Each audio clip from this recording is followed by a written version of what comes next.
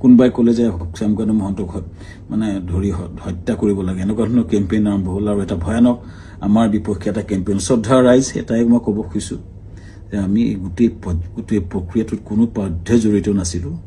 য'ত ঘটনা ঘটিছিলে তাত 12-13জন মান অসমীয়া সমাজৰ লোক আছিলে আৰু বিভিন্ন দলটো আছিলে। যেতিয়া ঘটনাটো ঘটিছিল তাৰ বহু দূৰত আমি আছিলোঁ, আমাৰ দলটো বহু দূৰত আছিলে। চ' আমাক দোষাৰোপ কৰি এই প্ৰক্ৰিয়াটো কিয় কৰা হৈছে, কেইজনমান ব্যক্তিয়ে ইচ্ছা কৰি এটা ডাঙৰ কেম্পেইন কৰি পেলাই আমাক বদনাম কৰাৰ বা হত্যা কৰাৰ প্ৰক্ৰিয়া যিটো কৰিছে শ্ৰদ্ধেয় ৰাইজ, তাৰ এটা ন্যায় বিচাৰিছোঁ। এতিয়া SIT হৈছে, আমি খুব আদৰণি জনাম। যি প্ৰশ্ন হয় উত্তৰ দিব বিচাৰিছোঁ, কাৰণ আমাৰ ফালৰ পৰা আমি ক'বলগীয়া কথাখিনি আমি ক'ম।